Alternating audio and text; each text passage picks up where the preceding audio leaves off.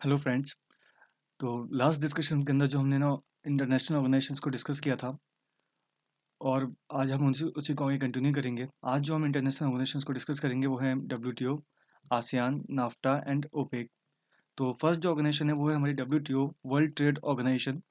Basically इसका world trade organization का काम क्या है कि जो देश आपस में व्यापार करते हैं उनके लिए common rules and regulations banana. In common rules and regulation की ज़रूरत क्यों पड़ी? उदाहरण के तौर पे जैसे कि हम उदाहरण लें तो हमारे अर्थ के अंदर, विश्व के अंदर हमारे जो करीब करीब 200 प्लस कंट्रीज़ हैं। अब 200 प्लस कंट्री जब आपस में ट्रेड करेंगी तो हर कंट्री को हर दूसरी कंट्री के लिए अलग से अप्रोच करना पड़ेगा, अलग से नियम कानून बनाने पड़ेंगे। फॉर एग्जांपल कोई एक कंट्री है ए, उसको ट्रेड करना है। अब बी कंट्री के साथ में उसको ट्रेड करना है तो उसको बी कंट्री के साथ में अलग से नियम कानून बनाने पड़ेंगे। जब वो सी कंट्री के पास जाएगी तो फिर उसको अलग से दोबारा से वही काम करना पड़ेगा। देन उसको डी कंट्री के साथ व्यापार करना है तो उसको फिर से वही काम करना पड़ेगा। तो बेसिकली वही काम करना है, लेकिन आप जब भी किसी एक नई कंट्री के साथ में ट्रेड करोगे आपको दोबारा से वही काम करना है। वही काम कौन सा? नए नियमों कानून उसके साथ में डिस्कस करना कि आप किस शर्तों पे उसके साथ में ट्रेड करने वाले हैं। ठीक है। तो इस समस्या को समझते हुए जो वर्ल्ड कम्युनिटी थी उसने 1995 के अंदर एक ऑर्गेनाइजेशन बनाई जिसका नाम था वर्ल्ड ट्रेड ऑर्गेनाइजेशन। बेसिकली उसका काम क्या था? उसका काम था कुछ कॉमन नियम और कानूनों को बनाना, और उन कॉमन नियम और कानून के हिसाब से पूरी जो विश्व की जो देश हैं, नेशंस हैं, वो आपस में व्यापार कर सकें। ये उसका मेन काम था। ये जो संगठन था वो बना था 1995 में, 1995 में।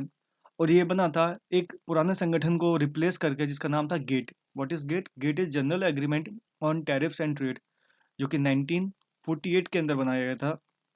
लेकिन इसकी कुछ खामियां थी जिनकी वजह से इसको इसको रिप्लेस करके फिर 1995 के अंदर वर्ल्ड ट्रेड ऑर्गेनाइजेशन बनाया गया। ध्यान रहे कि 1995 कौन सा एरा था? 1995 वो एरा था जब हमारा जो कोल्ड वार जिसको हम कहते हैं अपनी वर्ल्ड हिस्ट्री के अंदर, वो खत्म हुआ था 1991 के अंदर। और उसके बाद का टाइम था 1995। तो इस वजह से ये इंपॉर्टेंट हो जाता है कि जो वर्ल्ड ट्रेड ऑर्गेनाइजेशन था वो बेसिकली जो वेस्टर्न कंट्रीज़ हैं और यूएसए है उसके द्वारा बनाई गई एक ऑर्गेनाइजेशन है। और इसका मेन काम था कि पूरी की पूरी जो वर्ल्ड इकोनॉमीज़ हैं, जो वर्ल्ड के जो पूरे के पूरे नेशंस हैं, उनको एक तरीके से एक दूसरे के लिए ओपन कर देना। जो नेशंस आपस में बंधे हुए हैं, किसी दूसरे कोई एक देश जो दूसरे देश को सामान नहीं खरीदता, अलाउ नहीं करता अपने डोमेस्टिक इकोनॉमी के अंदर दूसरे देश का सामान, तो उसको कंपेल करना कि वो उस सामान को खरीदे। और वो क्यों नहीं खरीदता उसमें उसको डिस्कशन, उसको जो समस्याएं आती हैं उन समस्याओं को दूर करना। ठीक है। तो इसने बेसिकली क्या किया, कुछ नियम और कानून बनाए जिस नियम और कानून के तहत जो इसके मेंबर नेशन हैं वो आपस में ट्रेड कर सकते हैं। वो कुछ कॉमन नियम और कानून हैं। तो basically world trade organization is established in 1995 in place of establish GATT to ensure rule based international trade. That's the keyword. ये किस लिए था? रूल बेस्ड इंटरनेशनल ट्रेड को बढ़ावा देने के लिए। जो इंटरनेशनल ट्रेड हो रहा है, जो अंतर्राष्ट्रीय व्यापार हो रहा है, वो एक नियम के तहत हो, है ना। कोई भी कंट्री इसमें चीटेड फील ना करे। तो इस चीज़ को इंश्योर करने के लिए वर्ल्ड ट्रेड ऑर्गेनाइजेशन बनाया गया था। और इसका जो एम था वो था एक पूरे विश्व को एक कॉमन मार्केट के अंदर कन्वर्ट करना। पूरे विश्व को एक कॉमन मार्केट के अंदर कन्वर्ट करना कि अगर आप चाह रहे हो, आप चाइना के अंदर कोई सामान बना रहे हो, तो ज़रूरी नहीं है कि वो सामान सिर्फ चाइना के अंदर ही बिकेगा। वो इंडिया में बिक सकता है, वो यूएस में बिक सकता है, वो कहीं और बिक सकता है, मैक्सिको में बिक सकता है। या फिर आप चाइना के अंदर कोई सामान बना रहे हो तो ज़रूरी नहीं है कि आपको पूरा सामान चाइना के अंदर ही बनाना है। आप उसका कोई एक पार्ट किसी और देश से ले सकते हो, दूसरा पार्ट किसी दूसरे देश से ले सकते हो। इसी प्रकार से उसके आप अलग अलग पार्ट अलग अलग देशों से ले सकते हो, और ये सब करने में आपको कोई दिक्कत ना आए। तो उसके लिए ये वर्ल्ड ट्रेड ऑर्गेनाइजेशन बनाया गया था। और दिक्कत कैसे नहीं आएगी? जब आप ये सब करने के लिए एक पहले से ही डिफाइंड कॉमन नियम और कानून बना लोगे तो आपको इस तरीके से अलग अलग देशों से सामान लेने में और अलग अलग देशों से सामान बेचने में कोई दिक्कत नहीं आएगी। तो यही एम था वर्ल्ड ट्रेड ऑर्गेनाइजेशन का। इसका जो हेड क्वार्टर है वो जिनेवा, स्विट्जरलैंड में है। इसके अंदर करेंटली 164 मेंबर्स हैं, जिसके अंदर 160 तो आपकी कंट्रीज हैं और 4 आपकी अलग अलग ऑर्गेनाइजेशन हैं। फॉर एग्जांपल ईयू एक ऑर्गेनाइजेशन जिसकी मेंबर है। इंडिया जो है वो डब्ल्यूटीओ का फाउंडिंग मेंबर है। इंडिया ने शुरुआत से डब्ल्यूटीओ ज्वाइन कर लिया था। अब बात आती है डब्ल्यूटीओ की इंपॉर्टेंट बॉडीज़ की। देखिए, डब्ल्यूटीओ काफ़ी लंबा टॉपिक होने वाला है हमारा, आपको थोड़ा सब्र रखना पड़ेगा क्योंकि ये काफ़ी क्रूशियल टॉपिक भी है और काफ़ी हीटेड टॉपिक भी है। हमारी फॉरेन पॉलिसी के अंदर भी ये काफ़ी हीटेड टॉपिक है। So the conferences of the bodies of WTO. WTO की पहली जो बॉडी है वो है मिनिस्ट्रियल कॉन्फ्रेंस। मिनिस्ट्रियल कॉन्फ्रेंस जो है वो डब्ल्यूटीओ की हाईएस्ट डिसीजन मेकिंग बॉडी है। वो डब्ल्यूटीओ की हाईएस्ट डिसीजन मेकिंग बॉडी है। इसके अंदर बेसिकली क्या होता है कि जो अलग अलग कंट्रीज जो डब्ल्यूटीओ के मेंबर हैं उनके जो पॉलिटिकल जो रिप्रेजेंटेटिव हैं, पॉलिटिकल रिप्रेजेंटेटिव क्या होते हैं? मंत्री लोग बेसिकली। तो जो मंत्री लोग हैं उन उन कंट्रीज़ के, वो मंत्री आपस में मिलते हैं हर 1 से या 2 साल में एक बार। और मिलके वो कुछ नियम, वो कुछ वो लेते हैं, डिसीजन लेते हैं। और उनका जो डिसीजन होता है वो लीगली बाइंडिंग होता है, वो लीगली बाइंडिंग डिसीजन होता है। यानी कि अगर मिनिस्ट्रियल कॉन्फ्रेंस ने कोई एक डिसीजन लिया है तो फिर वो 164 कंट्रीज सबके ऊपर लागू होगा। और कोई कंट्री उसको अगर लागू करने से मना करती है तो फिर उसको डब्ल्यूटीओ के जो उसकी जो वो है दिक्कतें, वो उन सबको फेस करना पड़ेगा। तो मिनिस्ट्रियल कॉन्फ्रेंस जो है वो हायर डिसीजन मेकिंग बॉडी है डब्ल्यूटीओ की। ये क्या कहते हैं, हर 2 साल में एक बार मिलती है। और इसके अंदर एक अच्छी बात है कि हर कंट्री को एक वोट है, और ये जो डिसीजन लेती है वो लीगली बाइंडिंग होते हैं। ठीक है, लीगली बाइंडिंग इसके डिसीजन होते हैं। और कोई कंट्री इसको अगर नहीं मानेगी तो उसको फिर डब्ल्यूटीओ का जो जो सैंक्शंस वगैरह हैं उसको झेलना पड़ेगा। इसके बाद में आती है जनरल काउंसिल। जनरल काउंसिल क्या है? जनरल काउंसिल एक इम्प्लीमेंटिंग बॉडी है। मतलब मिनिस्ट्रियल कॉन्फ्रेंस ने जो डिसीजन लिया है अपनी कॉन्फ्रेंस के अंदर, अब उसको जो इम्प्लीमेंट कराने की जिम्मेदारी है वो एग्जीक्यूटिव, वो जनरल काउंसिल के पास में है। और जनरल काउंसिल क्या है कि एग्जीक्यूटिव बॉडी है। उसका काम है मिनिस्ट्रियल कॉन्फ्रेंस ने जो डिसीजन लिए हैं उसको एग्जीक्यूट कराना। और इसके अंदर बेसिकली ये जो मेंबर्स कंट्रीज हैं इन्हीं के ही एग्जीक्यूटिव रिप्रेजेंटेटिव होते हैं, यानी डिप्लोमेट होते हैं बेसिकली। मिनिस्ट्रियल कॉन्फ्रेंस के अंदर मिनिस्टर्स होते हैं, लेकिन इसके अंदर जो अधिकारी हैं अलग अलग कंट्रीज़ के, वो मिलके काम करते हैं। ठीक है, तो हर कंट्री अपने रिप्रेजेंटेटिव भेजती है, अपने डेमोक्रेट्स अपने डिप्लोमेट्स भेजती है इनके अंदर। ठीक है, और इसके अंदर सभी मेंबर्स का रिप्रेजेंटेटिव है। इसके बाद में डिस्प्यूट सेटलमेंट बॉडी, जो कि सबसे ज़्यादा हाईलाइट में रहती है। डिस्प्यूट सेटलमेंट बॉडी अभी के हाल फिलहाल के दिनों में, डिस्प्यूट सेटलमेंट बॉडी का काम है वो ये है कि डब्ल्यूटीओ ने जो नियम बनाए हैं, कोई कंट्री अगर उस नियम के हिसाब से आपस में ट्रेड नहीं कर रही है तो दूसरी कंट्री उसको ले जा सकती है डिस्प्यूट सेटलमेंट बॉडी के अंदर। ठीक है, और डिस्प्यूट सेटलमेंट बॉडी ये देखती है कि क्या दूसरी कंट्री जो पहली कंट्री पे इल्ज़ाम लगा रही है कि वो डब्ल्यूटीओ के नियम के हिसाब से काम नहीं कर रही है, उसमें कितनी सच्चाई है। ठीक है, तो इस basically it is a type of court. ठीक है, तो ये कोर्ट की तरह है। यहाँ पे जो मेंबर्स कंट्री है वो एक दूसरे को अगेंस्ट डीएसबी के अंदर जाती हैं, और डीएसबी फिर इनके ऊपर फैसले लेता है। अभी ये इतना ज़्यादा चर्चा में क्यों है? वो चर्चा में इसलिए है कि जो डीएसबी है, यूएसए उस पर एलिगेशन लगाता आ रहा है कि जो डीएसबी है वो यूएसए के खिलाफ काम करती है ना? मतलब यूएसए उसमें बेसिकली क्या है कि बहुत सारे केस हार चुका है। डिस्प्यूट सेटलमेंट बॉडी के अंदर बहुत सारे केस यूएसए हार चुका है। तो अब यूएसए का कहना ये है कि जो डिस्प्यूट सेटलमेंट बॉडी है वो बाइस्ड बॉडी है। वो इंडिया, चाइना ऐसी कंट्रीज़ को फेवर करती है और यूएसए को फेवर नहीं करती है। ठीक है, और यूएसए इसी वजह से कई बार डब्ल्यूटीओ से बाहर आने की भी धमकियाँ देता रहता है। ठीक है, और अभी वो उसकी जो फंक्शनिंग है उसको हिंड्रेंस कर रहा है, उसको बाधित कर रहा है। बाधित कैसे कर रहा है कि डीएसबी को परफॉर्म करने के लिए कम से कम जो जजेस की रिक्वायरमेंट है वो 3, जो उसका कोरम है वो 3 जजेस का है। ठीक है, अगर 3 जजेस इसके अंदर नहीं होंगे तो फिर ये फंक्शन नहीं कर सकती। और जो यूएसए है वो क्या कर रहा है कि जो नए जजेस हैं उनकी रिक्रूटमेंट नहीं होने दे रहा है। वो यूएसए है वो नए जजेस की रिक्रूटमेंट नहीं हो दे रहा है, और नए जजेस की रिक्रूटमेंट नहीं होगी तो डीएसबी अपने आप काम ही नहीं कर पाएगी और डिफंक्ट बॉडी बन जाएगी। तो ये इसकी मेन बॉडीज थी। इसके बाद आता है ट्रेड पॉलिसी रिव्यू बोर्ड और ट्रेड काउंसिल। ठीक है, बट जो इंपॉर्टेंट बॉडीज हैं वो ये ऊपर की 3 हैं, जिसमें सबसे ज़्यादा जो अभी बर्निंग जो हाईलाइट में चलती है वो है dispute settlement body. So the next thing is WTO principles. अब जब हम नियम कानूनों की बात कर रहे थे कि डब्ल्यूटीओ कुछ नियम कानून बनाता है, वो नियम कानून आखिर हैं क्या? डब्ल्यूटीओ के प्रिंसिपल्स आखिर हैं क्या? सी, डब्ल्यूटीओ का पहला प्रिंसिपल है टू मेक ट्रेड फ्री। पहला जो प्रिंसिपल है उसका, ट्रेड को फ्री बनाना। ट्रेड को फ्री आप कैसे बना सकते हो? कोई, या ट्रेड को आप नॉन फ्री आप किस कंडीशन में बनाते हो? कैसे? जैसे कि एक कंट्री है ए और दूसरी कंट्री है बी, ये आपस में ट्रेड करते हैं। अब क्या है, बी कंट्री चाहती है कि जो ए कंट्री है उसका सामान बी के अंदर कम से कम आए, ताकि बी कंट्री का खुद का जो डोमेस्टिक बना हुआ सामान है वो ज़्यादा बिके। तो बी कंट्री क्या करेगी, इस पे बहुत ज़्यादा टैरिफ लगा देगी। टैरिफ मतलब कस्टम ड्यूटी आप कह सकते हैं उसको, टैक्स लगा देगी। ठीक है, तो जैसे कि कोई एक पेन है, पेन जो बी कंट्री खुद बनाती है उस पर लगाती है 10% टैक्स। यानी कोई एक कंट्री है जो खुद पेन बनाती है और अपने बने हुए पेन को जब मार्केट में बेचती है तो उस पर 10% टैक्स लगाती है। लेकिन वही पेन जब कोई दूसरा देश बनाता है और उस कंट्री के अंदर बेचने की कोशिश करता है तो वो उस पर लगाती है 100% टैक्स। तो ये एक एग्जांपल है टैरिफ बैरियर का। किसका एग्जांपल है? टैरिफ बैरियर का। बैरियर मतलब कोई भी बाधा। तो टैरिफ के थ्रू यानी टैक्स के थ्रू जब हम बाधा लगाते हैं, किस तरीके की बाधा? इस तरीके की बाधा कि कोई दूसरी कंट्री हमारी कंट्री के अंदर अपना कोई सामान ना बेच सके। और जब हम इस चीज़ को सुनिश्चित करते हैं टैक्स लगाने के थ्रू तो उसको बोलते हैं टैरिफ बैरियर। और दूसरी जो चीज़ है वो है non tariff barrier. Non tariff barrier क्या होता है कि इसके हम टैक्स नहीं लगाते, लेकिन कुछ नियम कानून, कुछ शर्तें ऐसी रख देते हैं कि दूसरी कंट्री इसके अंदर अपनी सामान नहीं बेच पाती है। फॉर एग्जांपल कि ए कंट्री जो है वो बी कंट्री के अंदर आम बेचना चाहती है, मैंगो मैंगो बेचना चाहती है, ठीक है। लेकिन जैसे ही बी कंट्री के अंदर ए कंट्री ने अपने मैंगो भेजे, बी कंट्री ने क्या बोला, दो चार मैंगो पिक किए, अपनी लेबोरेटरी के अंदर भेजे और बोल दिया कि भाई ये जो मैंगोज हैं वो सही नहीं है, इनके अंदर इनको पकाने के लिए केमिकल का यूज़ किया गया है और ये हमारी देशवासियों की सेहत के लिए अच्छे नहीं होंगे, ठीक है। अब कोई फर्क नहीं पड़ता कि वाकई में ऐसा था या नहीं था।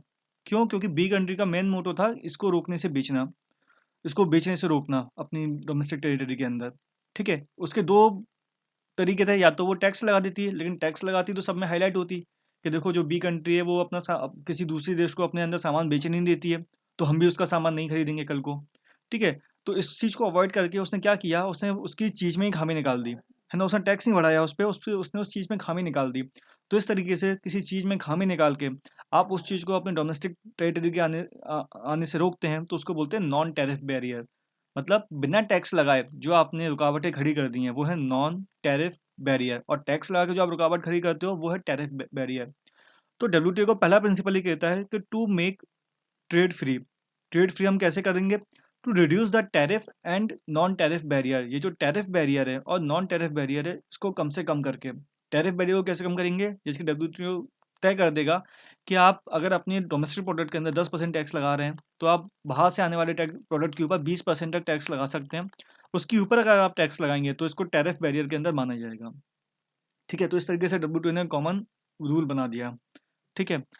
तो इस तरीके से जो डब्ल्यूटीओ है वो फ्री ट्रेड को प्रमोट करता है। इसके बाद में आता है फेयर ट्रेड, इसके बाद में आता है फेयर ट्रेड। अब डब्ल्यूटीओ जो है वो फेयर ट्रेड को कैसे वो करता है, इसके डब्ल्यूटीओ ने दो रास्ते अपनाए हैं। पहला रास्ता है most favoured nation status, MFN status.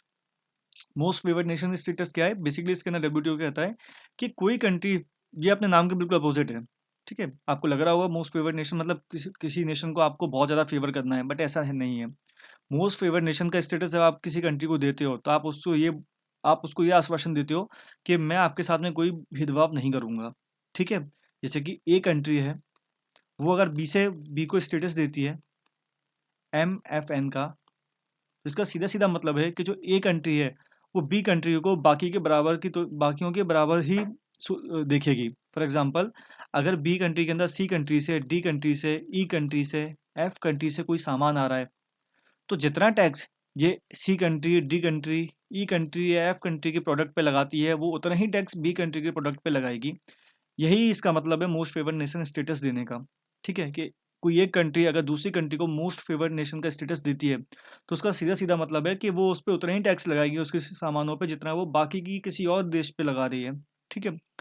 तो ये है मतलब मोस्ट फेवर्ड नेशन का। इसका एक्सेप्शन या अपवाद क्या हो सकता है कि जब कोई एक कंट्री ए का किसी एक कंट्री के साथ में फ्री ट्रेड एग्रीमेंट है, एफटीए है, फ्री ट्रेड एग्रीमेंट, उस केस के अंदर जो ए कंट्री है वो के कंट्री को बहुत ज़्यादा छूट दे रही है टैक्सेस के ऊपर, और वो छूट वो बी को नहीं देगी, ठीक है। तो बी ये नहीं कह सकता कि मुझे वो वाली छूट चाहिए जो के को दे रहे हो, नहीं। क्यों क्यों क्यों नहीं दोगे आप वो छूट, क्योंकि वो छूट आप एक एफटीए के अंदर दे रहे हो, एक आपने उसके साथ स्पेशल एग्रीमेंट किया है के कंट्री के साथ में। लेकिन हाँ, बी ये कह सकता है कि जो जिन कंट्रीज के साथ में आपका एफटीए नहीं है, जैसे कि सी डी एफ ई, आप उन कंट्रीज को जितना छूट दे रहे हो वही छूट आप मुझे दो। ये बात हक है बी की, वो ये कह सकता है और वो चीज़ आपको देनी भी पड़ेगी। अगर आपने किसी एक कंट्री को मोस्ट फेवर्ड नेशन का स्टेटस दिया है तो आपको उसको बाकियों के बराबरी से ही ट्रीट करना पड़ेगा। Next thing is national treatment. National treatment क्या है, नेशनल ट्रीट का मतलब ये है सीधा सीधा कि एक बार सामान जब आपकी मार्केट के अंदर आ गया तो फिर वो उसी तरीके से ट्रीट किया जाएगा जैसा आपकी खुद की मार्केट का सामान है। फॉर एग्जाम्पल दो पेन है, P1 और P2। अगर P1 जो पेन है वो आपकी डोमेस्टिक टेरिटरी के अंदर बनाए और जो P2 पेन है वो इंटरनेशनल टेरिटरी के अंदर बनाए, लेकिन अब फाइनली दोनों आपकी ही इकोनॉमिक मार्केट के अंदर आ गए हैं, P1 भी आपकी दुकान पे आ गया है, P2 भी आपकी दुकान पे आ गया है। अब इस केस के अंदर एक बार जब वो आपकी टैक्स वगैरह पे करके किसी फॉरेन कंट्री का पेन आपकी मार्केट के अंदर आ गया है, अब आप उसके साथ कोई भेदभाव नहीं कर सकते, अब आपको दोनों को बराबर का ही ट्रीटमेंट देना पड़ेगा। इसके आगे आप कोई नई रुकावट पेश नहीं कर सकते उसको कंपटीशन से हटाने के लिए। इसके बाद में जो नेक्स्ट थिंग है वो है special and differentiated treatment. Basically ये क्या है कि इसके अंदर इस बात को माना गया है कि जो डेवलपिंग नेशन है, जो विकासशील देश हैं, उनको अभी थोड़ा स्पेशल छूट की ज़रूरत है। तो इसके अंदर क्या होता है कि डब्ल्यूटीओ जब कोई नया समझौता करती है, उस नए समझौते को इम्प्लीमेंट करने के लिए वो हर कंट्री को टाइम देती है ना? तो जो डेवलप कंट्रीज़ हैं और जो डेवलपिंग कंट्रीज़ है, वो उनको अलग-अलग टाइम देती है। फॉर एग्ज़ाम्पल, कोई उसने डब्ल्यूटीओ ने नया फैसला लिया, अब उस नए फैसले को इम्प्लीमेंट हाल के साल तो नहीं कर सकते, थोड़ा टाइम देना पड़ेगा। तो वो डेवलप्ड कंट्रीज़ को, जो विकसित देश हैं, जैसे कि अमेरिका हुआ, ठीक है, उसको देगी 5 साल का टाइम। लेकिन जो विकासशील देश हैं, जैसे कि इंडिया हुआ या कोई और देश हुआ, नेपाल हुआ, उसको देगी 10 साल का समय, ठीक है? यानी कि उसको 10 साल का समय दे रही है कि वो और तसल्ली के साथ में उन सब चीज़ों के साथ में तालमेल बिठा लें, ठीक है? तो यही है स्पेशल एंड डिफरेंशिएटेड ट्रीटमेंट, ठीक है? अलग से अलग तरीके का वो करना, ट्रीटमेंट करना। किस तरीके से करते हैं अपन, कि जब कोई फैसला लिया जाता है डब्ल्यूटीओ के अंदर, तो उसको इम्प्लीमेंट करने के लिए डेवलप कंट्रीज़ को कम टाइम दिया जाता है और डेवलपिंग कंट्रीज़ को ज़्यादा टाइम दिया जाता है।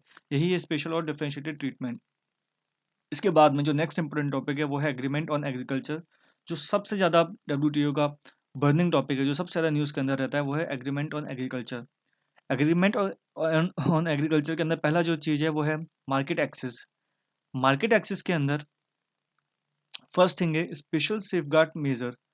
बेसिकली डब्ल्यूटीओ का एक एग्रीमेंट है, जिसके तहत आप क्या कर सकते हैं कि in case of import surge, अगर आपको लगता है कि आपकी इकोनॉमी के अंदर कोई एक चीज़ बाहर से बहुत ज़्यादा आ रही है, फॉर एग्जांपल जैसे कि इंडिया है, ठीक है, और यूएस है। अब इंडिया के अंदर जो गेहूं का डोमेस्टिक प्रोडक्शन है, वो है 10 किलो, यानी इंडिया के अंदर 10 किलो गेहूं बनता है। और जो यूएसए है, यूएसए से इंडिया के अंदर तकरीबन 20 किलो गेहूं इंपोर्ट हो चुका है, ठीक है। अब इस केस के अंदर क्या है, अब इंडिया को लगने लगा है कि भाई बहुत ज़्यादा जो गेहूं है वो आ चुका है, इंपोर्ट हो चुका है, इतना ज़्यादा गेहूं आ चुका है कि हमारा जो खुद का गेहूं प्रोडक्शन है वो बिल्कुल इसके आगे ख़त्म हो चुका है ना, उसको कुछ दाम मिलने वाला नहीं है। तो इस केस के अंदर हमें इंडिया क्या है, यूएसए के आने वाले गेहूं के ऊपर टैक्स बढ़ा सकता है, बहुत ज़्यादा टैक्स बढ़ा सकता है। और ये चीज़ डब्ल्यूटीओ अलाउ करती है कि जब आपकी इकोनॉमी के अंदर बाहर की इकोनॉमी से कोई एक प्रोडक्ट बहुत ज़्यादा मात्रा में आ जाए, इतना ज़्यादा मात्रा में आ जाए कि आपके खुद के डोमेस्टिक टेरिटरी में बनने वाले प्रोडक्ट के ऊपर काले बादल आ जाएँ, तो इस केस के अंदर आप जो है उस आने वाले प्रोडक्ट के ऊपर आप टैक्स बहुत ज़्यादा हद तक बढ़ा सकते हैं, ठीक है? अब इसमें दिक्कत क्या है कि जो इसकी जो लिमिट है, फॉर एग्ज़ाम्पल जो लिमिट है इसकी, वो इंडिया बहुत कम रखता है और अमेरिका बहुत ज़्यादा रखता है, ठीक है? फॉर एग्ज़ाम्पल इंडिया कहता है, एक उदाहरण के तौर पे इंडिया कहता है कि भई हमारे यहाँ पे अगर 5 किलो से ऊपर गेहूँ आ गया, तो हम उसके ऊपर बहुत ज़्यादा टैक्स लगाना चालू कर देंगे। हम सिर्फ़ 5 किलो गेहूँ तक इम्पोर्ट अलाउ करेंगे और अमेरिका कहता है नहीं, कम से कम 50 किलो करो। ठीक है?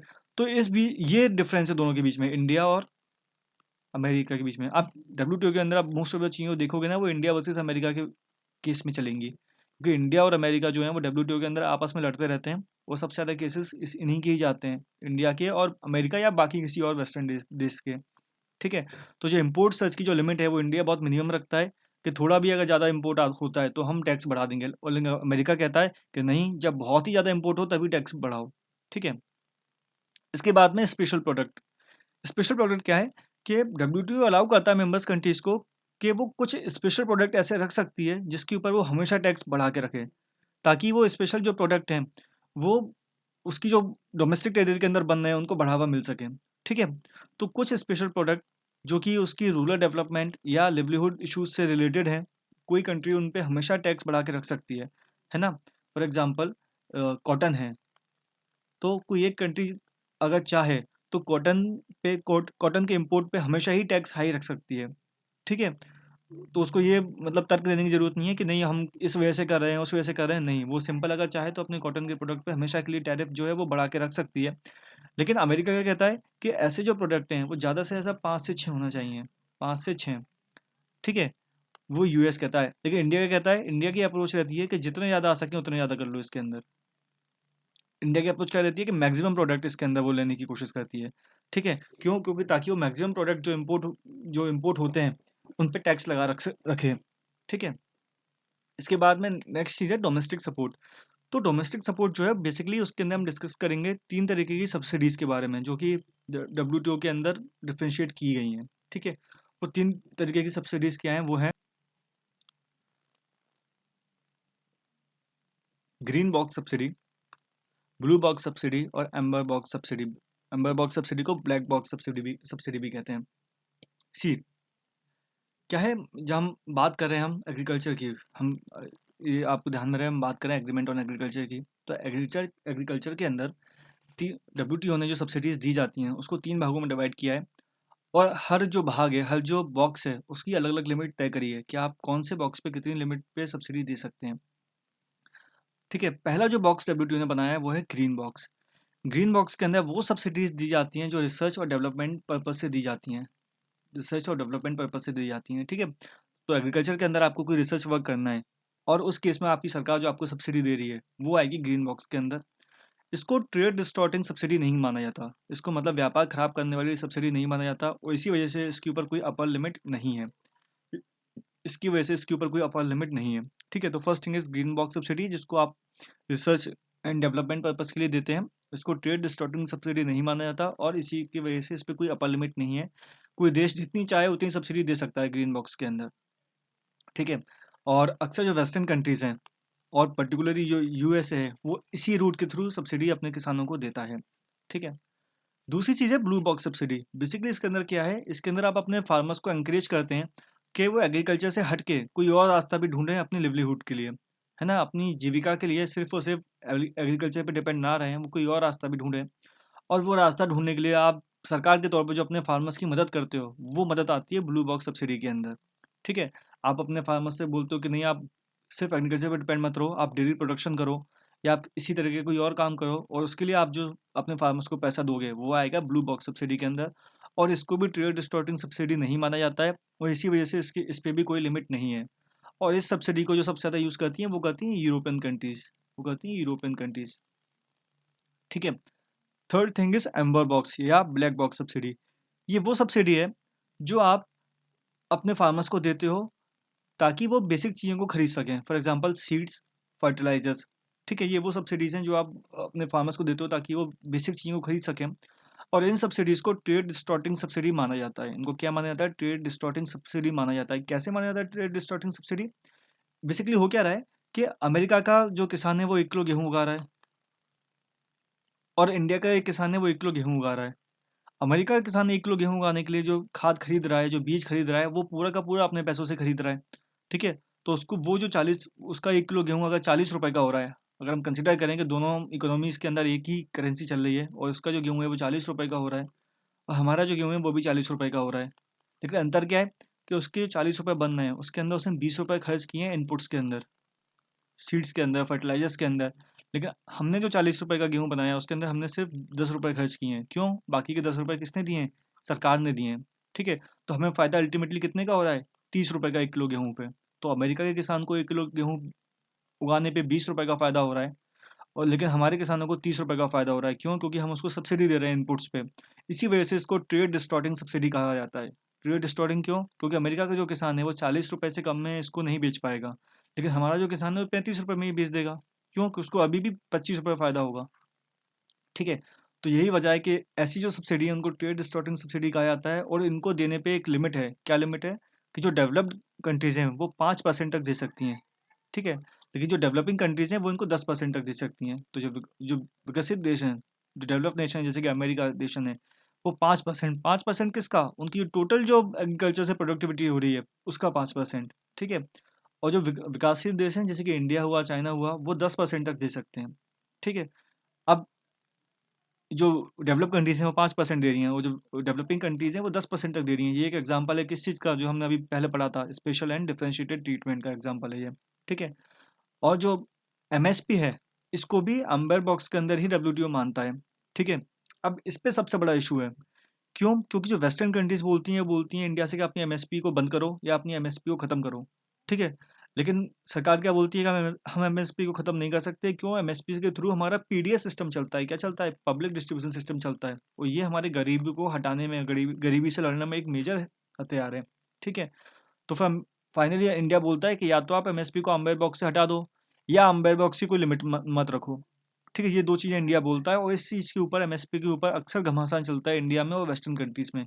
इसी वजह से सरकार ने जो है वो MSP से शिफ्ट होना चाह रही है, और जो PM किसान जो है योजना है, किसान सम्मान निधि, PM किसान सम्मान निधि जो योजना है, वो इसी का एक एग्जाम्पल है जिसमें सरकार 6,000 रुपये हर किसान को देती है। अब वो 6,000 जो है वो प्रोडक्शन लिंक्ड नहीं है, वो किसी इनपुट वगैरह पे नहीं दे रही है, वो एज यूजल किसान को दे रही है, तो उसको ट्रेड डिस्टॉर्टिंग सब्सिडी नहीं कहा जाएगा। ठीक है, तो सरकार इस एमएसपी वाले रास्ते से थोड़ा सा हटना चाह रही है और वो इस तरीके की कोई सब्सिडी देके उसको कंपनसेट करना चाह रही है, ताकि किसानों को सब्सिडी भी मिल जाए और जो डब्ल्यूटीओ का जो रिजाइम है एमएसपी का, उससे भी उसको सरकार को छुटकारा मिल जाए। इसके बाद next thing is trips. Trips क्या है? Trips is trade related expect of intellectual property right. Intellectual property right क्या होता है कि आपने कोई काम किया है, वो आपने अपनी दिमाग लगा के कोई खोज करी है, कोई नया काम किया है, उस काम को कोई दूसरा कॉपी ना कर ले। ठीक है, आसानी से कॉपी कर सकता है। तो ट्रिप्स आपको ये अलाउ करता है कि आपका जो काम है वो कोई दूसरा कंपनी कॉपी नहीं करेगी। तो it is it provide kind of legal protection to the original work. तो जो ओरिजिनल वर्क है उसको एक लीगल प्रोटेक्शन प्रोवाइड कराता है ट्रिप्स। ठीक है, हमने डिस्कस किया था कि डब्ल्यूटीओ से पहले गेट था, गेट, GATT, गेट, लेकिन उसको बंद करके फिर डब्ल्यूटीओ स्टार्ट किया गया। गेट की जो सबसे बड़ी जो दिक्कत थी, लिमिटेशन वो ये थी कि इसके अंदर आईपीआर रिलेटेड कोई भी रूल नहीं था, इंटेलेक्चुअल प्रॉपर्टी राइट रिलेटेड कोई भी रूल नहीं था, और ट्रेड इन सर्विसेज को लेके कोई रूल नहीं था। ठीक है, यही रीज़न थे कि हमको गेट को हटा के दोबारा एक नई संस्था लानी पड़ी, डब्ल्यूटीओ। ठीक है, तो डब्ल्यूटीओ के अंदर जो ट्रिप्स है वो हमको अलाउ करता है अपने ओरिजिनल वर्क को प्रोटेक्ट करने के लिए। और डब्ल्यूटीओ से पहले जो फिनोमेना था वो था प्रोसेस पेटेंट का।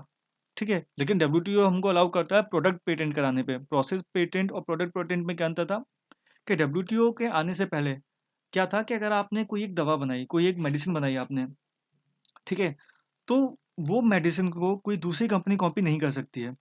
ठीक है, वो उस मेडिसिन को कोई दूसरी जो कंपनी है, वो उसको बनाने की जो प्रक्रिया है उसको कॉपी नहीं कर सकती है, लेकिन वो किसी दूसरे तरीके से उस मेडिसिन को बना सकती है। समझ रहे हैं आप? ठीक है, वो एग्जैक्टली उस तरीके से मेडिसिन नहीं बना सकती जिस तरीके से आप बना रहे हो, लेकिन वो दूसरे तरीके से उस मेडिसिन को बना सकती है। लेकिन डब्ल्यूटीओ ने क्या किया, डब्ल्यूटीओ ने हमको दिया प्रोडक्ट पेटेंट। अब इससे क्या आ रहा है कि आप वो प्रोडक्ट ही नहीं बना सकते किसी भी तरीके से। ठीक है, तो ये आपको ज़्यादा सुरक्षा दे रही है, आपकी जो इंटेलेक्चुअल प्रॉपर्टी राइट है उसको ज़्यादा सुरक्षा दे रहा है डब्ल्यूटीओ। पहले क्या था कि पहले आपने कोई प्रोडक्ट बनाया तो दूसरी कंपनी भी उस प्रोडक्ट को बना सकती है, बशर्त ये कि वो उसको उस तरीके से ना बनाए जिस तरीके से आपने बनाया था।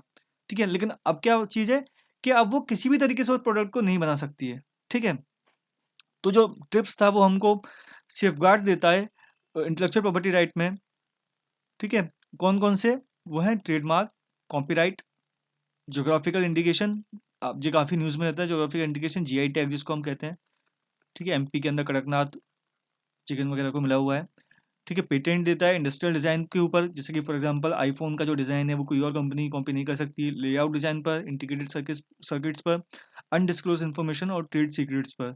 ठीक है, जैसे कि कोका कोला का जो फॉर्मूला है वो कोई और जो कंपनी है वो उसको कॉपी नहीं कर सकती है। लेकिन इसके अंदर ट्रिप्स एक छूट देता है, एक एक्सेप्शन है ट्रिप्स का, वो है कंपलसरी लाइसेंसिंग। क्या है कंपलसरी लाइसेंसिंग? जो कि वो मेडिसिन में देता है। किस में देता है? मेडिसिन में देता है। फॉर एग्जांपल कोई कंपनी है यूरोपियन कंट्रीज़ की, ठीक है, उसने कोई बहुत अच्छी दवा खोजी, लेकिन वो जो दवाई है वो बहुत महंगी है, इस वजह से वो जो दवा है वो अफ्रीकन देश के अंदर नहीं जा पा रही है, वो अफ्रीकन देशों में नहीं जा रही है। क्यों? क्योंकि वो दवा बहुत महंगी है और उस कंपनी को लगता है कि वो अगर वो उस दवाई को अफ्रीकन देशों में लेके जाएगी तो वहाँ पे वो लोग वो नहीं खरीद पाएंगे।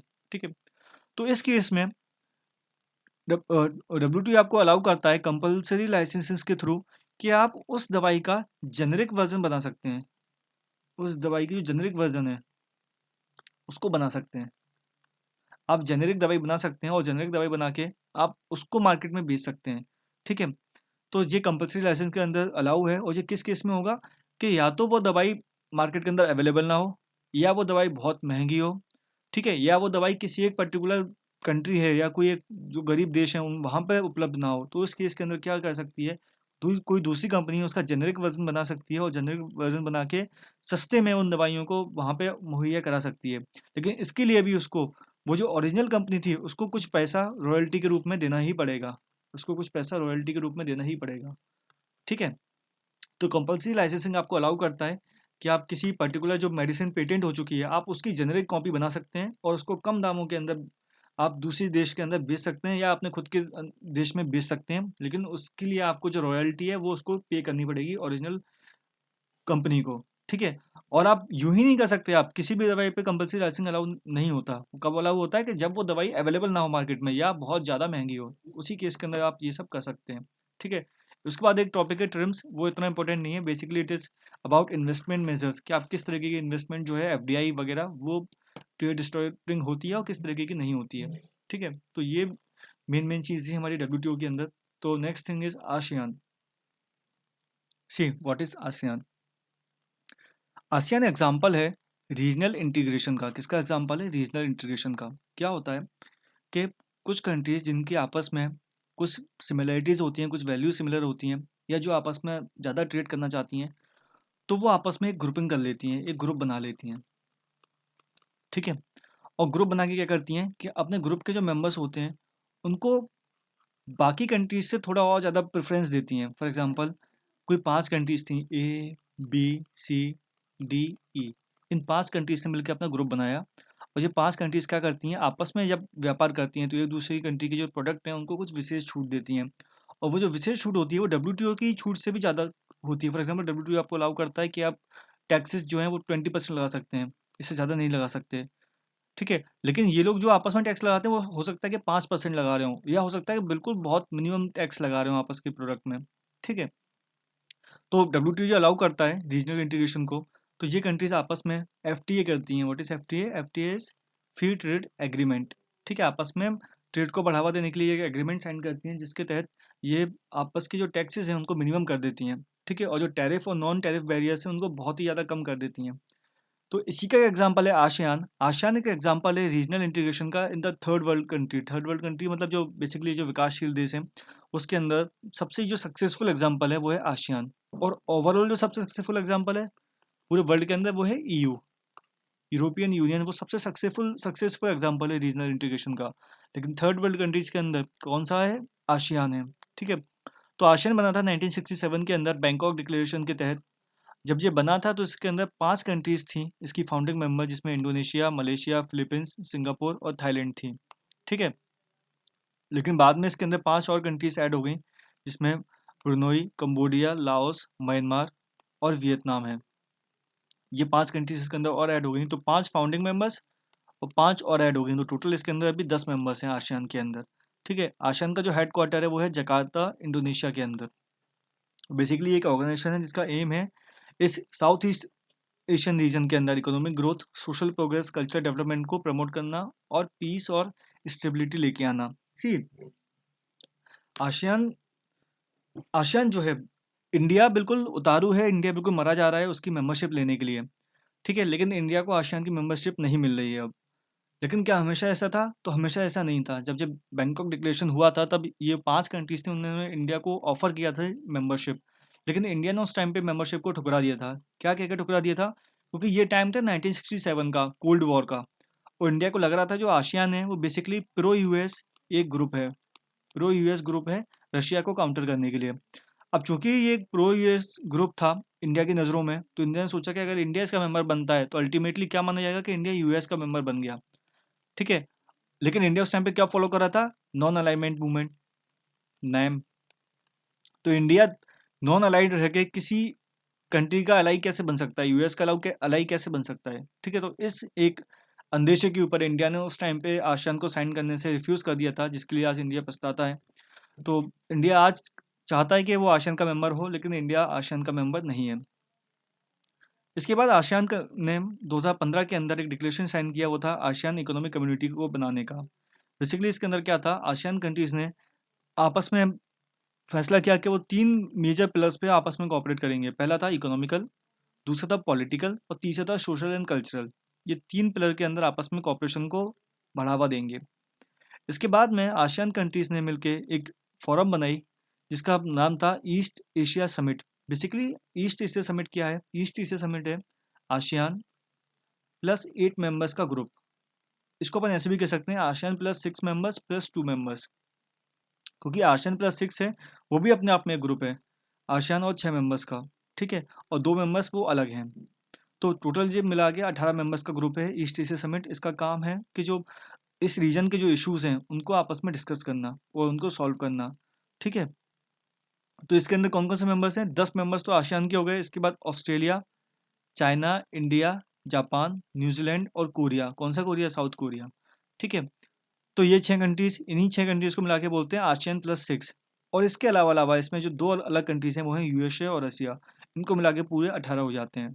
तो ईस्ट एशिया मेंबर्स कौन-कौन से नेशन हैं? ASEAN plus 6 plus 2। प्लस 6 के अंदर कौन-कौन से मेंबर्स आते हैं? Australia, China, India, Japan, New Zealand और कोरिया। और प्लस 2 के अंदर यूएसए और रशिया। तो ईस्ट एशिया समेत आसियान और बाकी के 8 और देशों का समूह है। इसके बाद जो नेक्स्ट इंपॉर्टेंट थिंग है आसियान के अंदर वो है आरसीईपी।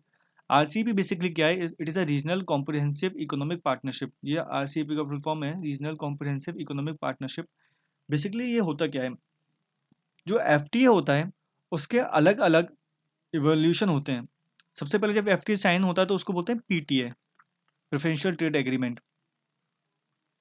इसके बाद में ये इसके अंदर क्या है, ये जो देश होते हैं वो अपने आपस में जब ग्रुपिंग करते हैं तो थोड़ी बहुत छूट देते हैं आपस में के देशों को। इसके बाद में ये बनते हैं एफटीए, जो थोड़ी और ज़्यादा छूट देते हैं। इसके बाद में बनते हैं सीईसीए। ठीक है, इसके बाद में बनते हैं कॉमन मार्केट। इसके बाद में इकोनॉमिक यूनियन।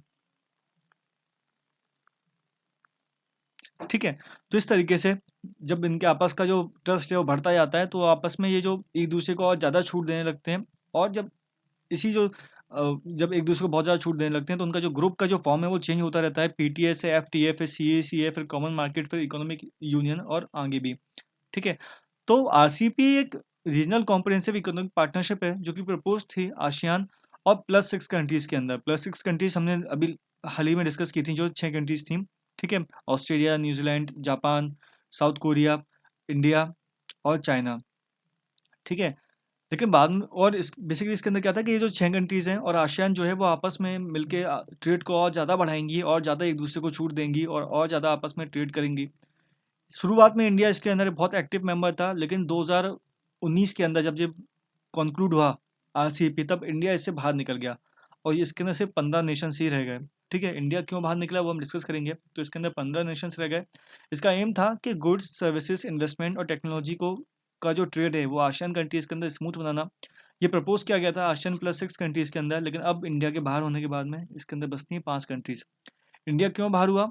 इंडिया इसलिए बाहर हुआ कि आसियान के जो 15 मेंबर्स हैं इंडिया को छोड़ के, मतलब आसियान के अंदर 10 हैं लेकिन आरसीईपी के जो 15 मेंबर्स थे, उस 15 में से 11 मेंबर्स के साथ में इंडिया का जो ट्रेड है वो डेफिसिट है। इंडिया नेगेटिव ट्रेड करता है, मतलब वो कंट्री से इंडिया के अंदर सामान और बेचते ज़्यादा हैं, इंडिया से खरीदते कम है।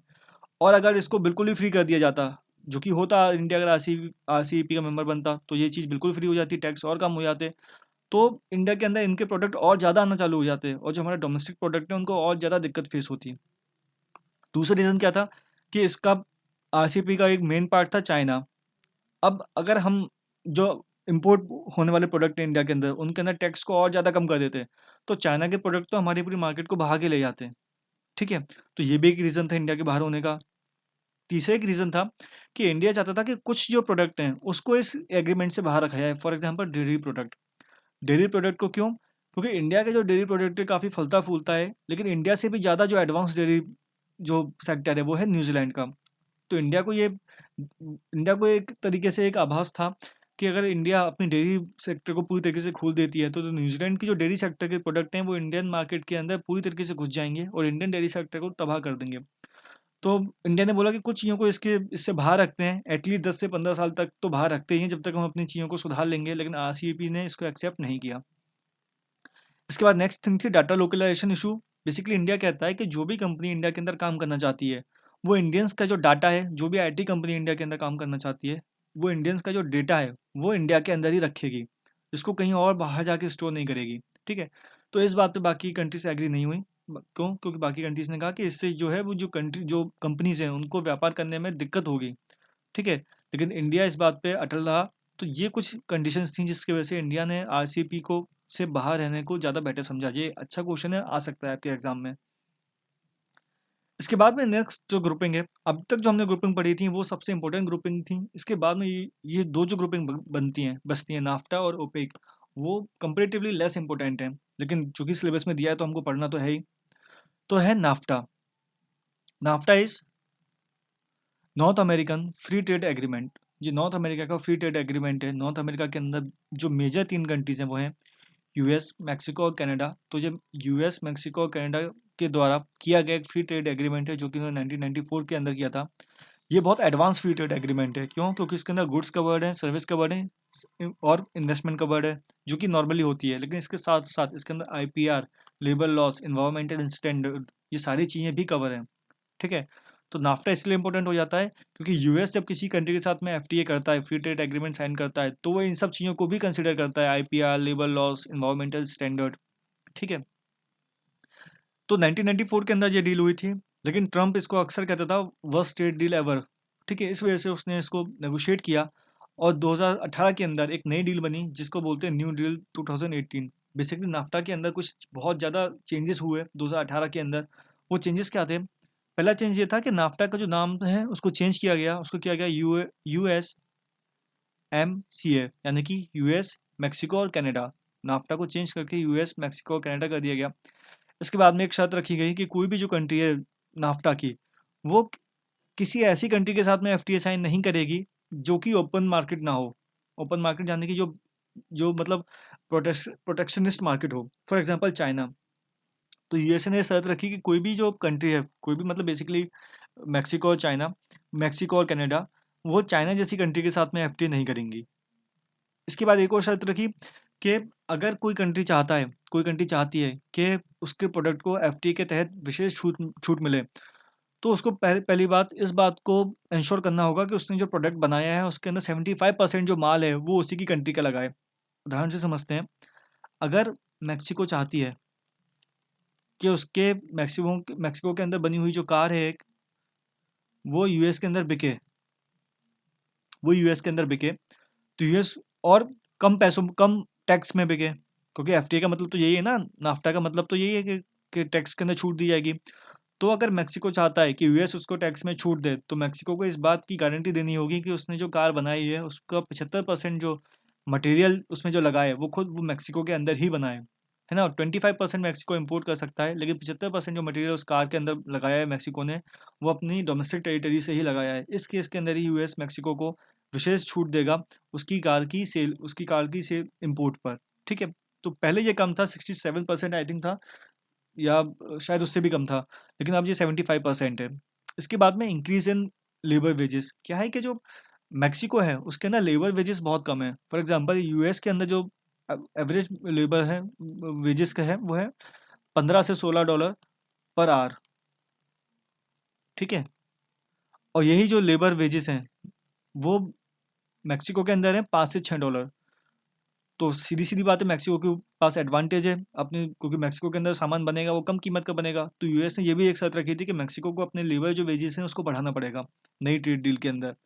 एक और जो यूएस ने शर्त रखी वो ये रखी थी कि जो कनाडा है उसको अपनी डेयरी और मीट मार्केट को भी ओपन करना पड़ेगा इस पूरी डील के अंदर। तो बेसिकली जो नाफ्टा है वो यूएस, मैक्सिको और कनाडा का ट्रेड डील है। इंडिया से इतना ज़्यादा रिलेटेड नहीं है, इस वजह से मैं मानना था कि इसमें एमपीपीएससी सिलेबस में नहीं होना चाहिए था, लेकिन चूंकि है तो उसको हमने पढ़ा। इसके अंदर जो अभी जो करंट में जो इशू है वो है न्यू डील का 2018, जिसके अंदर नाफ्टा का नेम चेंज करके यूएसएमसीए कर दिया गया है। और उसके अंदर और प्रोविजंस क्या हैं कि जो नाफ्टा कंट्रीज़ हैं वो किसी भी नॉन मार्केट इकोनॉमी के साथ में ट्रेड नहीं करेंगी, जैसे कि चाइना। और 75% जो उनका जो प्रोडक्ट है उसके अंदर मटेरियल उनके डोमेस्टिक टेरिटरी का होना चाहिए, तभी उनको विशेष छूट मिलेगी टैक्सेस के अंदर। उसके बाद में उनको अपना जो लेबर वेजेस है उसको बढ़ाना पड़ेगा, और कनाडा को अपनी डेयरी और मीट मार्केट को ओपन करना पड़ेगा। इसके बाद में जो नेक्स्ट जो इंटरनेशनल ऑर्गेनाइजेशन जो दी हुई है हमारे सिलेबस के अंदर वो है ओपेक। ओपेक क्या है? It is a organization of petroleum exporting countries. ये पेट्रोलियम एक्सपोर्ट करने वाली कंट्रीज़ की ऑर्गेनाइजेशन है, जो कि 1960 के अंदर वेनेजुएला, कुवैत, ईरान, इराक और सऊदी अरेबिया के द्वारा बनाई गई थी। प्रेजेंटली इसके अंदर 13 मेंबर्स हैं। इसका हेडक्वार्टर वो वियना, ऑस्ट्रिया के अंदर है। ऑस्ट्रिया, ना कि ऑस्ट्रेलिया। ठीक है। और इसका जो मेन काम है, जो ग्लोबल जो ऑयल की जो डिमांड है, जो सप्लाई है, उसको स्मूथली चलाते रहना, और जिसकी वजह से उसकी जो कीमत है उसके अंदर बहुत ज़्यादा फ्लक्चुएशन ना आए। तो ये मेन हमारी इंटरनेशनल ऑर्गेनाइजेशन थी जो हमारी सिलेबस के अंदर दी गई थी। इसके तहत इसके साथ में हमने जो लास्ट जो हेडिंग है हमारी सिलेबस की उसको कंप्लीट कर लिया है। कुछ 2-3 चीज़ें और बचती हैं जो कि 1-2 लेक्चर्स के अंदर कंप्लीट हो जाएंगी। ठीक है। तो थैंक यू।